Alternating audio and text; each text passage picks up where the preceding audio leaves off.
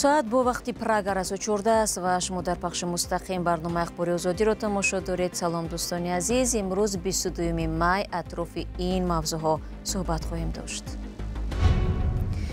در کلوب 15 نفر دیگر را با اتهام کمک مالی به محمد اقبال صدرالدین، یکی از مخالفان تندلحنی حکومت تاجیکستان، دستگیر کردند. برنامه جهانی آذوقه سازمان ملل احتمال به بحران غذایی روبرو شدن تاجیکستان را تخمین کرده است. وزارت کشاورزی میگوید آمادگی‌های لازم را روی دست گرفتند. 2 روز کارتوش کرد تخمش می‌خریم، قیمت آن پروش مثال می‌زنیم. و اظهارات وزیر نوی دفاع قرقیزستان درباره چندان زیاد نبودن مهترسالاری و یا دیدفشین مردم را به حیرت آورد. یک سرباز به نگهبان تیر پراند، تمام. کسی ارتش را احترام نخواهد کرد. من فکر میکنم که بدرفتاری موضوعی داغ است. مقامات انتظامی کلوب 15 نفر دیگر را با اتهام افراطگرایی و فرستادن پول به محمد اقبال صدرالدین، یکی از مخالفان تندلحنی حکومت تاجیکستان، بازداشت کردند. به گفته خویشاوندانشان 15 مهاجر سابق کاری از دهه خانه آباد را شام 17 می دستگیر کردند و اکثر آنها در بازداشتگاه ریاست کارهای داخلی قرار دارند. از این پیشتر در شب 14 به 15 می 9 ساکن همین دهه را نیز با عین اتهام دستگیر کردند که در تاجیکستان جزای سختی دارد. همکارانم این خبر را پیگیری داشتند و جزئیات آن را قبل از برنامه من از همکارم طاهری سفر پرسیدم. یک منبع نزدیک به ریاست کارهای داخلی در کلوب به رادیو آزادی گفت بازداشت این افراد که اکثرا جوانان و مهاجران سابق هستند بر اساس یک فهرست از سبربانک روسیه صورت گرفته است که به مقامات تاجیکستان دادند. با گفته او از این فهرست معلوم کردند که گویا مهاجران تاجیک هنگام کار در روسیه به حساب اصلاحنت که به محمد اقبال صدرالدین تعلق دارد پول فرستادند. این مخالف تندلحنی حکومت تاجیکستان که برنامه انتقادی درباره سیاست‌های دولت در یوتیوب برنامه نشر می‌کند، گویا از حساب مهاجران بازداشت شده پول به دست آورده است. یک منبع آگاه از قضیه به رادیو آزادی گفت پس از حمله مرگبار به تالار کنسرتی کراکوس در کنار مسکو در ماه مارس سال گذشته که اکثرا مهاجران تاجیک را به آن متهم می‌کنند، برای همکاری در مبارزه با افراطگرایی و تروریسم سبربانک روسیه روی خط را به مقامات تاجیکستان پیشنهاد کرده است که در آن نام و نسب افرادی که به حساب محمد اقبال صدرالدین پول فرستادند نشان داده شده است. و قول مصاحب ما این مسئله فقط به کلوب ربط ندارد و ممکن است ساکنان دیگر شهر و نواحی هم در آن فهرست باشند. از همکارم همچنین درباره شرح مقامات رسمی و نظر خود محمد اقبال صدرالدین پرسیدم که آیا درباره این بازداشت ها چیزی میگویند و یا گفتند. مقامات رسمی تا کنون در این باره خبری ندادند، نه از وزارت کارهای داخلی و یا دادستانی که سالهای پیش درباره بازداشت افرادی که به افراطگرایی متهم شدند خبری زیاد نشر می‌کردند، اما درباره دستگیر شدن تقریبا 25 نفر از یک دهه شرحی رسمی تا کنون نآمده است. نزدیکان بازداشت شدگان هم از ترس مقامات درباره حادثه چیزی نمیگویند و ولی به قول بعضی از آنها به والدانشان هنوز اجازه ندادند که فرزندان خود را ببینند یا معلوم نیست که آیا بازداشت شدگان وکیل دفاع هم دارند یا نه. محمد اقبال صدرالدین در یک پاسخ کتبی به رادیو آزادی نوشت که انتقال مبلغ به حساب اصلاحنت را رد نمی کند، ولی به گفته او هیچ نفری را که به حسابش پول فرستادن دستگیر نکردند. محمد اقبال صدرالدین ادعا کرده است که مقامات انتظامی تاجیکستان برای بازداشت شهروندان با هر بهانه از نام او سوء استفاده میکنند، آنگونه که میدانیم. و گفته محمد اقبال صدرالدین مقیم فرانسه و صاحب وبسایت اصلاح است و صحیفه های او را دادگاه عالی تاجیکستان افراطی اعلام کرده است و به ضد خودش هم در تاجیکستان با اتهام تندگرایی اسلامی پرونده باز کردند. خودش تمام این اتهامات را رد میکند، اما در گذشته هم در تاجیکستان چندین نفر را برای صحبت در برنامه‌های محمد اقبال صدرالدین، همکاری با او و یا ارسال اطلاعات و مکاتبه با این منقد حکومت به جوابگری جنایی کشیدند. تشکر همکارم طاهری سفر درباره بازداشتی 15 نفر با اتهام افراطگرایی و یا فرستادن پول به محمد اقبال صدرالدین، یکی از مخالفان تندلحنی حکومت تاجیکستان، صحبت می‌کرد. سازمان ملل متحد در گزارش نوی بحران‌های غذایی برای سال 2025 تاجیکستان را در منطقه‌های تحت خطر کمبود آذوقه‌واری قرار داده است. هرچند تاجیکستان به شمول کشورهای دارای بحران شدید غذایی وارد نگردیده است، اما چون کشوری خیلی آسیب‌پذیر نام برده شده است. بار اول است که منطقه آسیای مرکزی از جمله تاجیکستان را سازمان ملل متحد چون منطقه مایه نگرانی نامیده است. دلیل‌های سازمان ملل چیست و تاجیکستان با این خطرها چگونه مقاومت میکند؟ گزارشی از ارشاد سلیمانی و برای یوسفی در همین باره. раҷабали саидов кишоварз аз ноҳияи рӯдакӣ имсол дар заминҳояш картошка, лӯбиё, ҷуворимакка ва навъҳои дигари зироат кишт кардааст.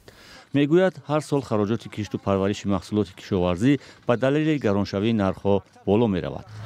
агар ҳамин чизое ки мақсад дору пору ҳамин чизе маҳсулоте ки дар ҳамин маҳсулот мерава мақсад ҳамино агар нархаш қимат шид ҳамин мо мақсад доруш картошкара тухмиша мехарем қимат ана поруша мисол мезанем коркарчай намед мисол як техникара медурури ҳама ҳамин коркарчай ҳисоб мекунӣ баъд мақсад давлош чанд мемонӣ ҳамин мумкин боло рафтанаш нарх қимат ғалт мисол қимат чи даму чи маҷбури ки қимат шава.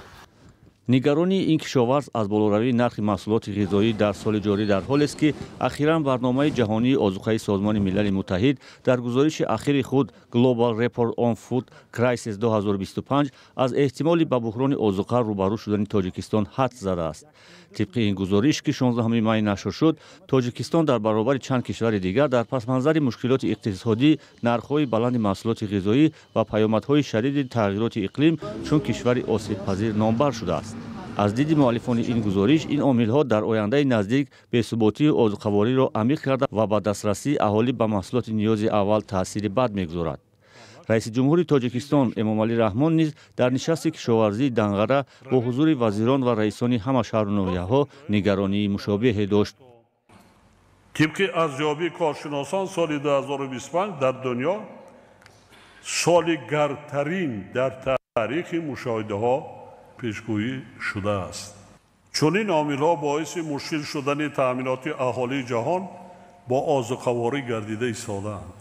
равандҳои мазкур ба кишвари мо низ бетаъсир нестанд ва мо бояд барои пешгирӣ кардани оқибатҳои манфии онҳо ҳаматарафа омода бошем. масъулони вазорати кишоварзӣ дар як суҳбати бидуни сабт гуфтанд ки ин ниҳод омодагиҳои лозимро барои ҷилавгирӣ аз буҳрони ғизо рӯи даст гирифтааст ва ҳукумат ҳамаи ниҳодҳои дигарро вазифадор кардааст ки барои кам кардани хавфи буҳрон чораандешӣ кунанд.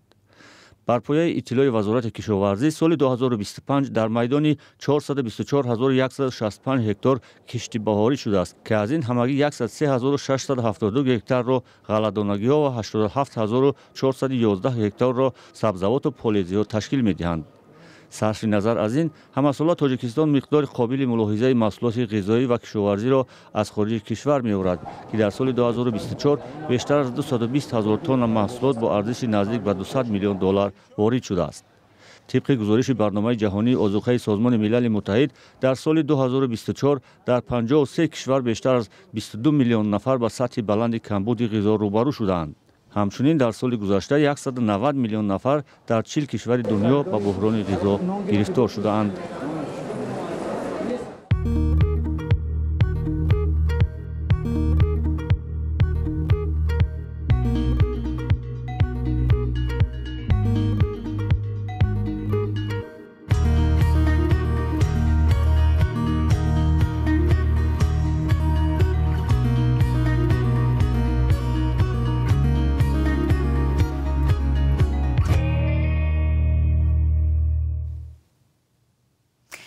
کارمندان پلیس روسیه 6 نفری را دستگیر کردند که برای اقامتی بیش از 1000 مهاجر غیرقانونی مساعدت نمودند.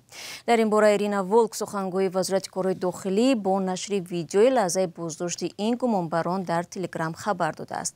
به گفته او رسمیت غیرقانونی را صاحبکاری راه اندازی کرده است که در گذشته هم برای بی‌اعتنایی به قانون‌های مهاجرت و کار به زندان محکوم شده است. ایرینا ولگ میگوید که این صاحبکار همراه شریکانش سازمان‌های انتخابی کارگران را تأسیس داده برای مهاجران سندهای غیرقانونی آماده می‌کردند.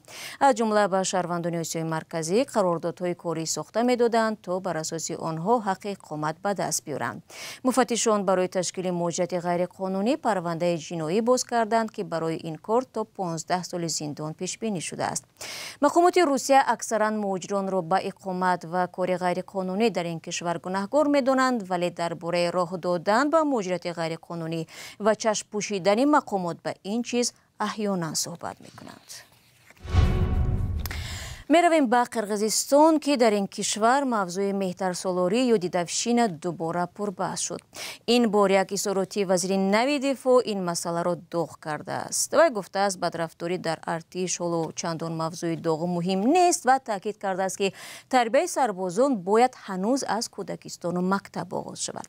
این اظهارات منصبدار در پس منظر چند مورد رسانه‌ای شدن لطوکوب نوسکران در قرقیزستان سر و صدای زیاده پا کرده است.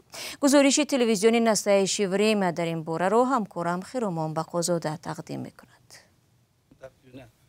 وزیر تازه تعیین دفاع قرقیزستان روسلان موکامبетов در پارلمان گفته است بدرفتاری در ارتش چندان موضوع داغ نیست. این اظهارات او در حال صدا داد که چند حادثه اخیر آزار و اذیت سربازان در قسم‌های حربی نگرانی مردم را بیشتر کرده است. هفته گذشته پرزیدنت صادق جابورов در نهادهای قدرتی تغییرات کادری انجام داد. وی وزیر دفاع بختیبек бекбулотов را دبیر شورای امنیتی قرقیزستان تعیین نمود. اجرا کننده وزیر دفاع روسلان موکامبетов اعلان شد. وی پیشتر در این نهاد معاون وزیر بود. نامزدی او در این مقام اخیراً از سوی یک کمیته در پارلمان بررسی شد. نخست از او درباره دیدافشینه یا مهترسالاری در ارتش پرسیدند. سوال شد که با چی راه مبارزه خواهد برد. من نمیگویم که موضوع مهترسالاری داغ است، ولی ما بعضی برنامه ها داریم و یک جا با وزارت معارف کار را سر کردیم. ما فکر میکنیم که تربیه دعوت شونده ها را نباید از ارتش سر کرد. این را باید از کودکستان آغاز کرد و باید والدان و مکتب ها به این کار مشغول باشند. با گفته وزیر بنابراین از این به بعد افسران مستعفی به مکتب ها رفته با خوانندگان صنف های بالایی برای آمادگی به دعوت صحبت ها می گذرانند. وزیر نو می خواهد برای مطابق شوی دعوت شونده ها به حیات نظامی در ارتش برنامه نوی راه اندازی کند، اما تحلیلگران با این راه از بین بردن زوراوری در ارتش را در گمان می دانند. مراد بیشنف معاون پیشین وزیر دفاع اظهار نظر وزیر را که گفت مسئله مهترسالاری را داغ نمی داند تعجب آور می خواند. یکی از مسئله های داغ‌ترین این دیدافشین است. شما می توانید که مجموعه S300 یا S400 یا هر چیزی دیگر را داشته باشید، ولی یک سرباز به نگهبان تیر پراند، تمام. کسی ارتش را احترام نخواهد کرد. من فکر می کنم که بدرفتاری موضوعی داغ است، عیناً مثل آمادگی حربی، تمرین های جنگی و ترتیب و انتظام، و این سه چیز ستون است که ارتش به آن تکیه می کند. در قسم های حربی قرقیزستان حادثه های بدرفتاری با سربازان نوآمده کم نیست. هرچند مقامات دفاع از ریشه‌کن شدن مهترسالاری خبر می دهند، اما پیوسته خبرها درباره تا مردن لطوکوب شدن نوسکر یا خودکشی سرباز رسانه‌ای می شود. حادثه اخیر در یکی از قسم‌های حربی کمیته حالت‌های فوق‌العاده قرقیزستانی‌ها را تکان داد. هفته پیش به شبکه‌ها نواری راه یافت که در آن افسر نوسکران را تحقیر و مجبور می‌کرد مثل شترمرغ ایستند. حادثه ماه فوریه سر زده است و افسران گناهکار را تنها پس از آن جزا دادند که نوار به اینترنت راه یافت و واکنش جامعه را به میان آورد. آن زمان پرزیدنت وزیر دفاع را هشدار داده رئیس قسم حربی و چند افسر را برکنار کرد. نفر آزاردهنده سربازان را دادستانی نظامی بازداشت کرده است. دوستان عزیز، رسیدیم به پایان نشر نوبتی برنامه. سپاس که ما را همراهی کردید. اما خبرهای از این بیشتر چون همیشه می توانید در سامانه azadi.org و همین گونه در صفحه های ما در فیسبوک و اینستاگرام، تیک توک و تلگرام و یوتیوب و ایکس پیدا کنید. فراموش نکنید که فردا نیز برنامه داریم و شما را منتظریم. خود را احتیاط کنید و خدا نگهدار.